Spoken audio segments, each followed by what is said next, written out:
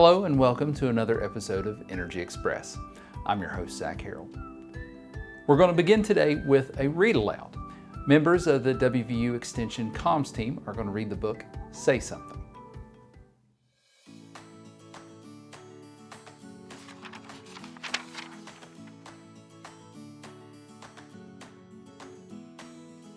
Good morning. Has there ever been a time when maybe you saw something happening and you were afraid to say something? Or maybe you were sitting in class and you had something you wanted to share but you're too shy or felt like your opinion didn't matter? We all feel like that some days. And so today we're going to read a great book by Peter Hamilton Reynolds called Say Something. And my name is Tara and I work for WVU Extension. And today we're going to be having all of the team members who have some role behind this television show joining us for this reading. So let's learn a little bit more. I can be the change you want to see happen. Peace, listen and learn. Keep going, never stop. Take a stand. Your voice matters. Say something. The world needs your voice. Mine? Yes, yours. Go ahead. It doesn't need to be perfect as long as it's from your heart. You don't have to be loud. Powerful words can be a whisper. You can say something in so many ways, with words, with action, and with creativity. If you see someone lonely, say something by just being there for them. If you see an empty canvas, say something with your brush. If you see an empty lot, say something by planting a seed and watching it bloom. If you see someone hurt, say something by being brave. Hey, stop.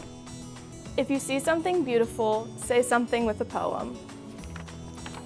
If you have a brilliant idea, say something with confidence. Eureka! If you want to show the world who you are, say something with style. Ta-da! If you are angry, say something to help people understand. You made me feel invisible. That really hurt. I'm really sorry. If you see an injustice, say something peacefully. Inspire others to do the same. And you see down here, we have all of our friends doing their part to inspire others. We have signs that say, no more hurting people, and peace. Love. Make more light. Sometimes you'll say something and no one will be listening. But keep saying what is in your heart, and you'll find someone who listens. Keep saying it, and you may be surprised to find the whole world is listening. If you are grateful for being alive, quietly say something to the stars, to the universe. Some people find it easier to say something than others, but everyone has something to say. So when you're ready, say something. Your voice can inspire, heal, and transform. Your voice can change the world. Are you ready to say something? And that's our book today. This is part of our Energy Express reading program. And this is one in a series of 6 books that kids in our Energy Express summer literacy program are reading this summer. And we wanted to share that with you. And I hope you enjoyed meeting members of our communications team who helped put this program together. Enjoy the show. Now we're going to meet Megan and Vivian. They're a couple of West Virginia 4-H'ers, and they're going to teach us a little bit about climate change and how you can engage and educate other people about this very important issue. Hi, welcome. Today we're going to be talking about climate change. I'm Vivian. My name is Megan. How we start is deciding your goal. It's important to remember your target audience. Do you want to educate the public on climate change? Or do you want to talk to your school board about using energy efficient light bulbs? You could talk to your representatives about passing climate-friendly legislation. Tell us your goal. What do you want to accomplish?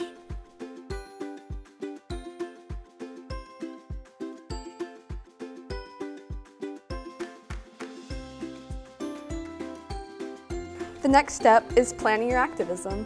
Letter writing campaigns, calling in events, Zoom meetings, speeches, all great ways to start.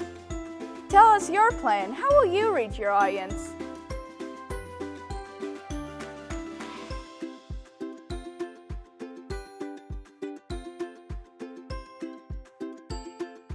Preparing your events. It's important to have good preparation when planning your events and think of some talking points to bring up, as well as being aware of logistics and making sure to get a permit if you plan to use public spaces. What is one talking point you plan to use?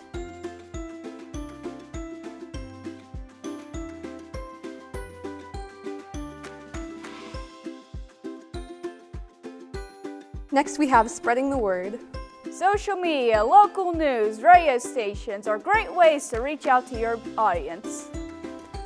How will you get the word out about what you are doing?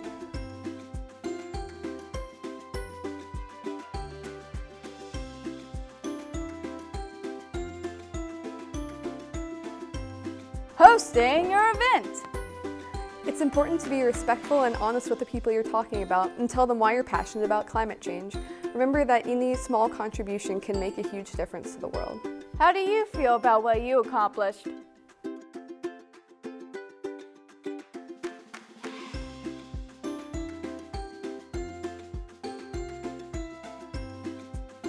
I'm Stephen Baldwin, and I serve in the West Virginia State Senate from District 10. I represent Fayette, Greenbrier, Monroe, Nicholas, and Summers counties, and I'm also the Senate Minority Leader. If our children have an issue that they want to talk to a legislator about, I think there are a couple ways they can do that. You can just call the office, have a conversation, set up an appointment, send an email. You can be in touch via social media. I've had some constituents who've done social media videos, like not even necessarily addressed to me, but just about an issue like broadband, for example. They'll tell their broadband story. And that's great because then that video can be shared with different people and the story can get out to a broader audience. I was just in a meeting where we were talking about how we feel like young people today are more responsible than they were, in decades past. And so I think it's wonderful that young people are so involved. You can get involved through civic organizations like 4-H, for example. You can get involved through your schools, clubs, and activities. You can get involved even by running for office. We've had several young people who are still students when they filed to run for office to run for the House of Delegates in the last few years, and they've been successful. Any of those methods work. I just encourage them to do it, to reach out and speak up, because we want to hear from them. Thank you for tuning in with us today. Remember that youth voices matter, and we encourage you to go out into your community and make a difference where you see fit. Goodbye, and we'll see you next time. Bye.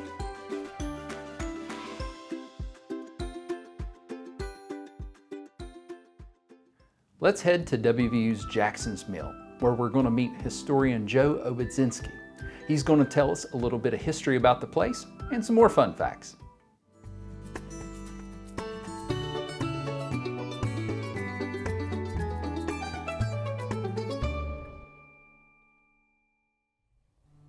Hello everyone, my name is Joe Obidzinksi, and I'm the historian here at WVU Jackson's Mill. So as we talk about Jackson's Mill as the first state 4-H camp in the nation, it's important to talk about how it came to be and how it developed.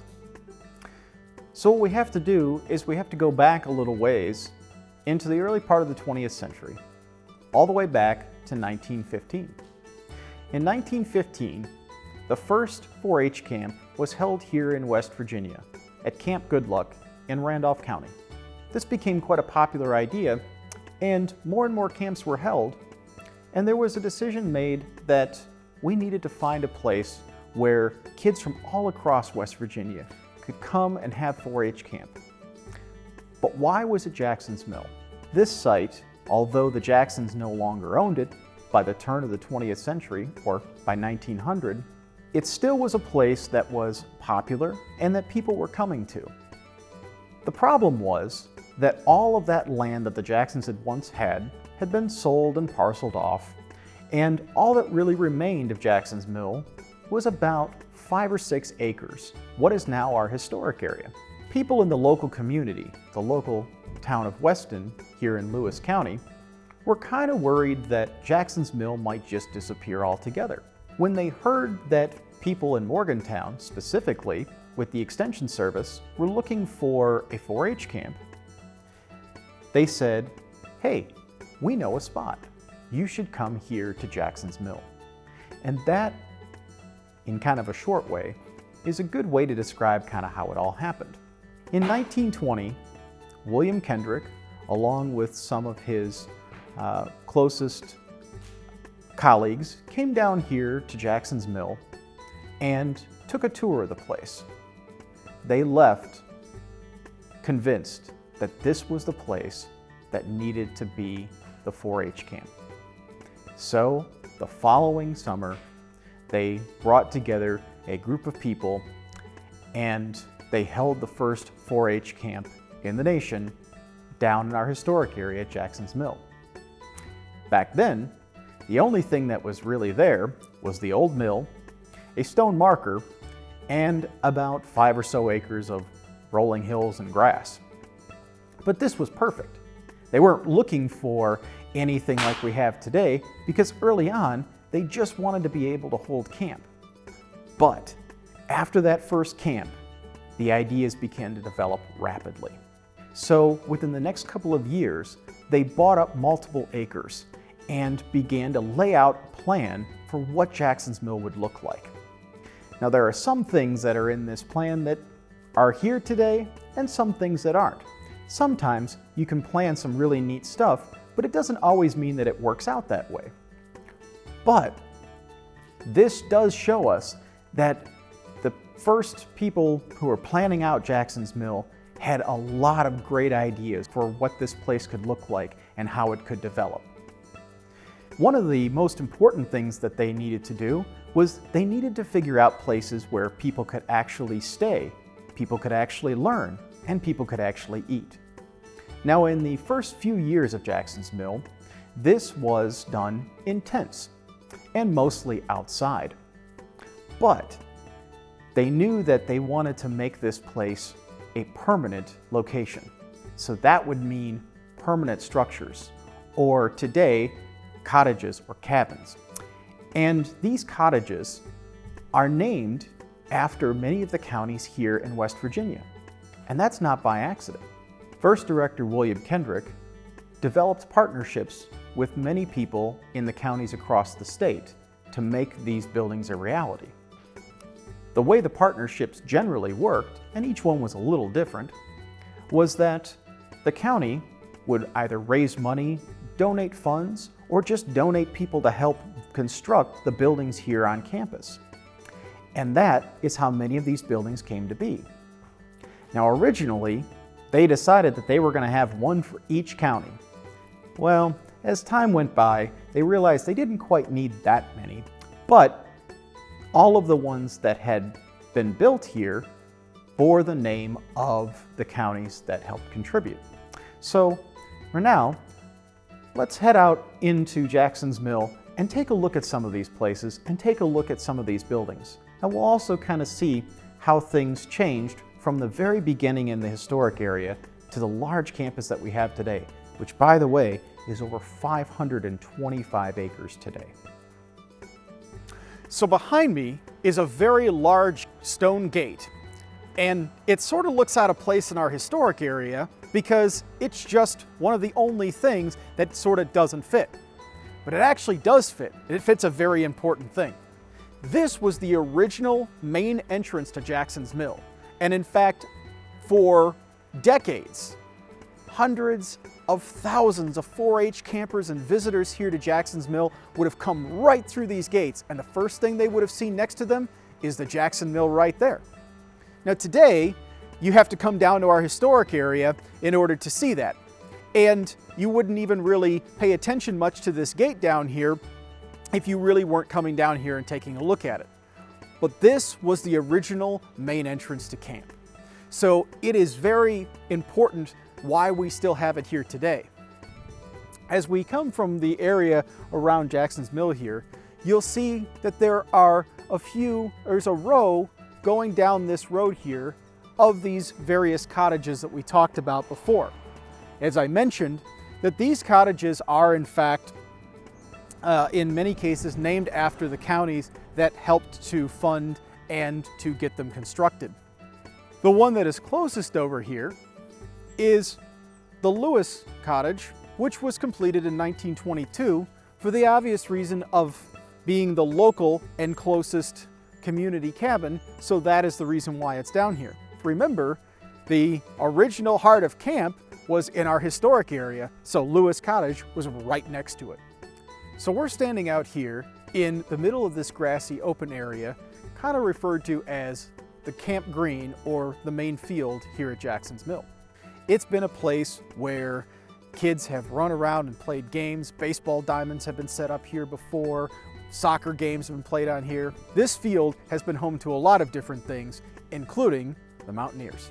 In 1922, as a way to both find new ways to utilize this brand new space that the state had and the university had available to them, and also to get some attention as well, the team actually came down here and actually used this place to practice and even play some scrimmage games.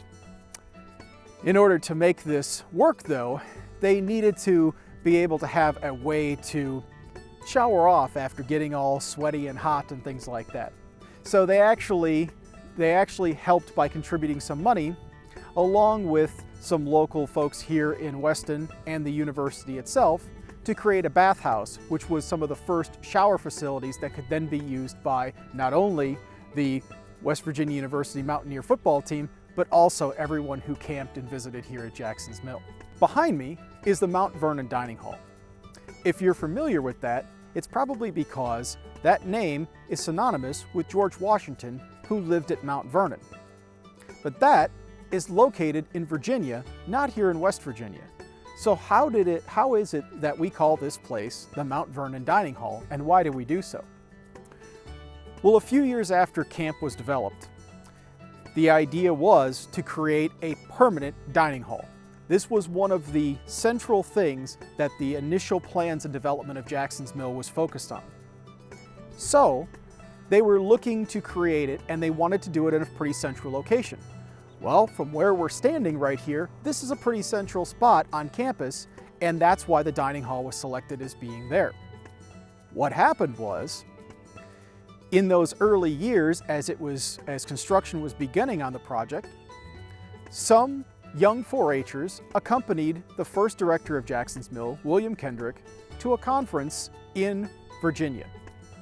During their trip, some of these young folks were able to take a trip over to Mount Vernon and got to see the interesting history there. The story goes that on the return trip, one of them happened to remark to Director Kendrick that it was really a shame that so few boys and girls here of West Virginia were ever going to be able to see something like that. Remember, this was almost 100 years ago, so travel was a lot different than it is today, and nobody had the internet. And so they decided to incorporate features of Mount Vernon into the design of the dining hall, and that is why we call this the Mount Vernon Dining Hall. Behind me is the Assembly Hall. This is one of the largest meeting spaces we have here at Jackson's Mill. This was another important early development for Jackson's Mill as a camp and as a facility to hold large events. Director Kendrick and also all of those planning camps wanted a place where people could come and gather, especially to get in out of the weather and to be able to hold things outside of the warmer summer seasons. The Assembly Hall was built and completed in 1923. Originally, it only went as wide as the opening is on the front porch there. As you can see, there are two sort of enclosed wings on either side. Those were added later. Interestingly enough, the reason for their addition is also a way to help us understand how Jackson's Mill survived a very difficult period, as the entire nation did, during World War II. During that period, from 1942 to 1943, our site was actually home to a training facility that trained naval air cadets, soldiers that were serving in the Navy, but that would be landing and taking off fighter planes on ships. in needing to have a larger classroom space, they were able to help with some money to expand the assembly hall, and that is one of the primary reasons why we were able to expand it. This was a very good benefit for Jackson's Mill, as this allowed our space to grow too, which is one of the neat things about being able to have the space that we have today. So a couple of these buildings behind me actually are some very interesting spaces. There are so many buildings here at Jackson's Mill, and each one of them has their own history. So we're only really getting a chance to share just a few stories and a few bits of information here. Again, like I said, there's so much to learn here at Jackson's Mill and so much to explore. But the two buildings behind me have been classrooms and meeting spaces for many, many years here at Jackson's Mill. Behind me over here is known as the Electric Energy Center, or EEC as most people know it today. But it was originally known as the Farm Home Electrification Building, and it was built in about 1940, and it was a partnership with some of the local power companies. Much like Flameway Hall was a partnership with the gas company, this was a partnership with the electric companies, and again, in a very similar type of way, this was a place that had places set up where they could do classes and demonstrations that would teach people the using of electricity and all of the information that they would need in order to be able to run their various appliances and things like that over the years. As with everything, things eventually evolved over the years. Still today, there's a couple of demonstration space, kitchen spaces inside of there, but most of those spaces are now classroom spaces and gathering spaces that can be used for all kinds of classes and all kinds of things that we can teach here at Jackson's Mill. On the other side over here is what is known as the Southeast Learning Center, or SLC. For many years, though, this was known as the Sewing Center, as there were a lot of sewing machines and classes that were held here, and this was a very, very popular place to have it. Now this, like EEC, was completed again around 1940. Eventually, it was added to and renovated and expanded in the 1960s. More recently, it had housed a computer lab so that we could actually have computer classes held here for young people. Today, our computer lab has actually evolved itself again, and so now that space is actually a meeting space, and we're using other types of technology like laptops and other types of things that we're able to use here now. So behind me, we have our brand new state-of-the-art STEAM building. STEAM standing for Science, Technology, Engineering, Arts, and Mathematics, is one of the newest buildings that has been completed here at Jackson's Mill, and also demonstrates some of the new and innovative sort of things that we're offering here in terms of classes and in terms of things that are going on here at Jackson's Mill. But just like everything else here at Jackson's Mill, that is the most recent development here at Jackson's Mill for our classes and for the things that we're teaching here. But over the years, this entire area and a number of these buildings around here have actually featured a variety of different things here. Behind me, before the STEAM building was in existence, a building named both Flameway and the Tower Building, it was the same building, just referred to two different ways, stood here. It was a partnership with one of the local gas companies that allowed a classroom space and a kitchen demonstration space cooking with natural gas. This was somewhat new early on in our history here at Jackson's Mill, and so it was a way to teach people how to be able to use and get comfortable with using natural gas for cooking and for other things like that. And so that building served for that purpose for many years. Eventually, in 2012, a large storm came through the area and a tree actually fell through the building. While it was sad to sort of see this building go, what it ultimately led to was the opportunity for us to construct this new building here on site.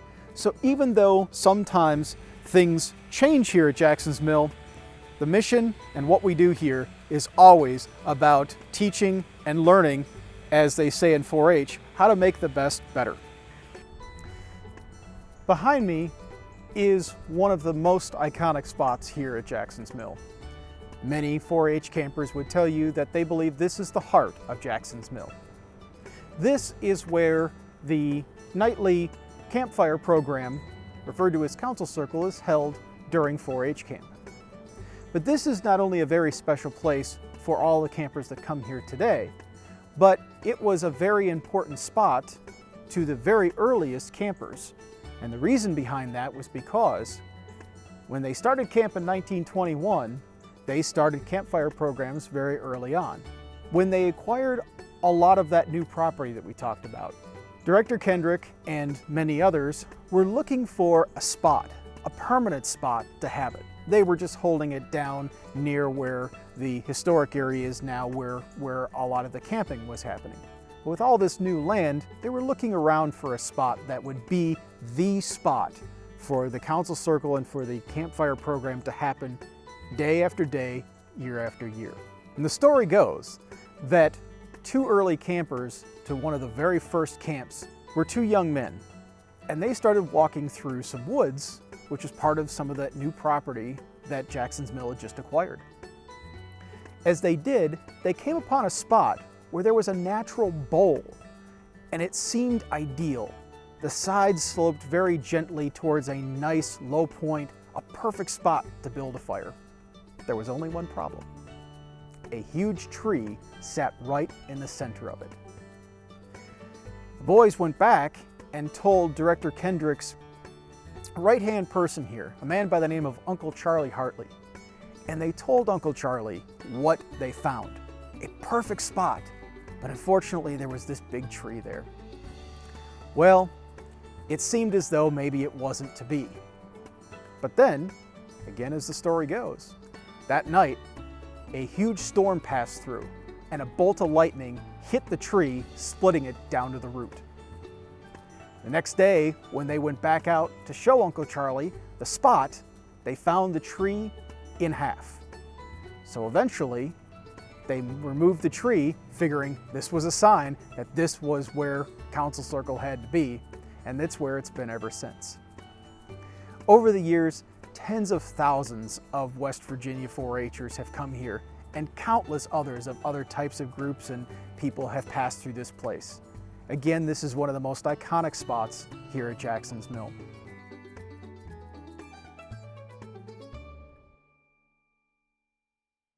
Thank you so much for joining us for another episode of Energy Express. I had so much fun today, and I hope you did too. We'll be right back here tomorrow. We hope to see you then.